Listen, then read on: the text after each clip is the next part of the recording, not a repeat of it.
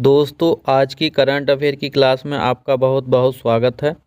यदि आप इस क्लास की पीडीएफ चाहते हैं तो हमारे टेलीग्राम चैनल को अवश्य ज्वाइन करें, जिसकी लिंक हमने अपने डिस्क्रिप्शन में दे रखी है। तो शुरू करते हैं आज का पहला क्वेश्चन। हाल ही में किस देश ने दुनिया का पहला नए साल का उल्टा काउंटडाउन अंतरिक्ष में लाइव प्रसारित किया है? तो इसका जो करेक्ट आंसर है वो है हमारा चीन। चीन के द्वारा नए साल का उल्टा काउंटडाउन अंतरिक्ष में लाइव प्रसारित किया गया है। ये कार्य चीन के द्वारा किया गया है। इसके उद्देश्य की बात करें तो इसका जो उद्देश्य है वो अंतरिक्ष तकनीकी को वैश्विक स्तर पर प्रदर्शित करना है। साथ ही ये जो प्रसारण हुआ है तो आपको स्थान याद रखना है, ये तियानगोंग अंतरिक्ष स्टेशन से किया गया है।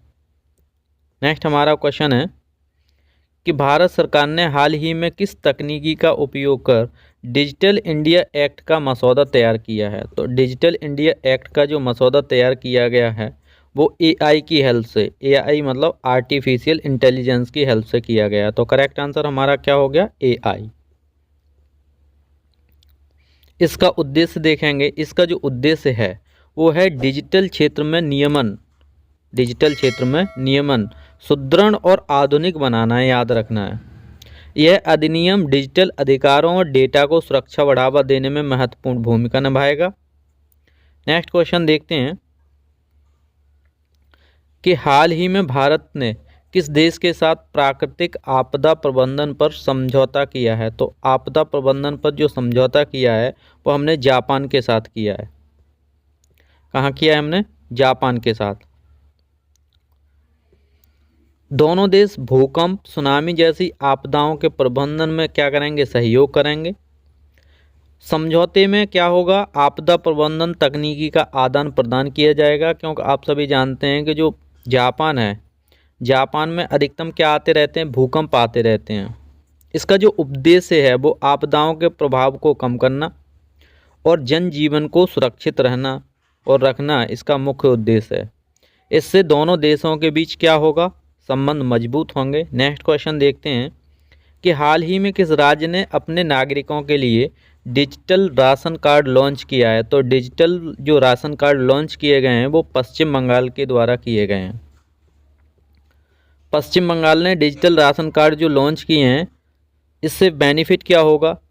इससे सबसे पहला बेनिफिट ये होगा कि पारदर्शिता महत्वपूर्ण होती है, तो इससे पारदर्शिता आएगी। साथ ही जो भ्रष्टाचार और बिचौलिए लोग हैं उनमें इससे कमी आएगी, क्योंकि इससे डायरेक्टली कहीं भी राशन लिया जा सकता है। इससे वहाँ के नागरिकों को क्या होगा? बेनिफिट होगा। नेक्स्ट है कि हाल ही में भारतीय अंतरिक्ष अनुसंधान संगठन इसरो ने किस देश के लिए उपग्रह लॉन्च किया है? तो जो उपग्रह लॉन्च किया है वो भारत ने भूटान के लिए किया है। आपको कमेंट बॉक्स में बताना है कि इसरो के जो चीफ या चेयरमैन है उनका नाम क्या है। तो भारत के स्पेस एजेंसी इसरो के द्वारा क्या किया गया है? भूटान के लिए एक उपग्रह लॉन्च किया गया है। जो उपग्रह लॉन्च किया है वो कैसा है? PSLV, polar satellite launch vehicle के द्वारा ये कार्य किया गया है। यह भारत भूटान के बीच जो द्विपक्षीय संबंध होते हैं उनको मजबूत करेगा। दोनों देशों के मध्य जो सहयोग है उसको क्या मिलेगा? बढ़ावा मिलेगा। हाल ही में भारत ने किस खेल में एशियाई चैंपियनशिप का खिताब जीता है? तो इसका करेक्ट आंसर हमारा हो गया कबड्डी। भारत ने कबड्डी के क्षेत्र में एशियाई चैंपियनशिप का खिताब क्या किया है? जीता है। भारत के द्वारा ईरान को हराकर, आपको याद रखना है, ईरान को हराकर यह खिताब जीता गया है। नेक्स्ट हम क्वेश्चन देखते हैं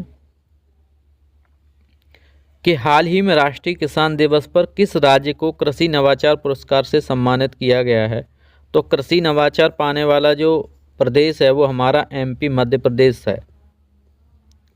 मध्य प्रदेश कृषि नवाचार में यह पुरस्कार पाने वाला राज्य बना है। राज्य ने जैविक खेती और जल प्रबंधन में नई तकनीकी का उपयोग किया है।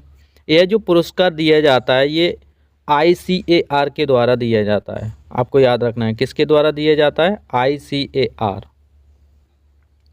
नेक्स्ट हमारा क्वेश्चन है कि हाल ही में भारत ने राष्ट्रीय विज्ञान प्रौद्योगिकी और नवाचार नीति 2025 को लॉन्च किया है। इसका जो मुख्य उद्देश्य क्या है? तो इसका जो मुख्य उद्देश्य है वो स्वदेशी अनुसंधान को बढ़ावा देना।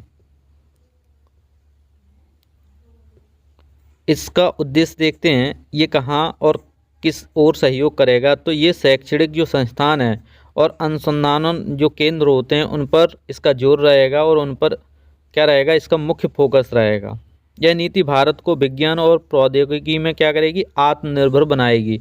जब हम अपने देश के अंदर ही अनुसंधान करते हैं तो उससे हमारे देश का ही विकास होता है, क्योंकि हम नई नई खोजें कर पाते हैं और अपनी समस्याओं का समाधान ढूंढ पाते हैं।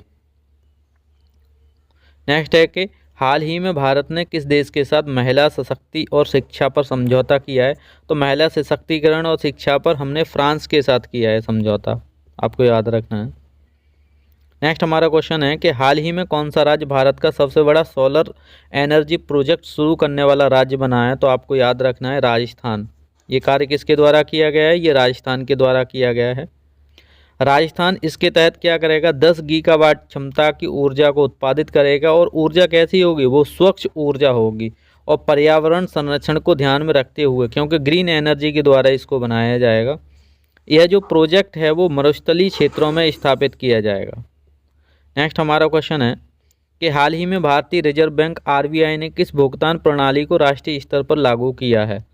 तो डिजिटल रुपया को राष्ट्रीय स्तर पर लागू किया गया है RBI के द्वारा। आपको बताना है कि RBI के वर्तमान गवर्नर कौन है। नेक्स्ट हमारा क्वेश्चन है कि हाल ही में किस देश ने भारत के साथ ग्रीन एनर्जी कॉरिडोर पर सहयोग बढ़ावा देने के लिए समझौता किया है? तो इसका करेक्ट आंसर हमारा जर्मनी है।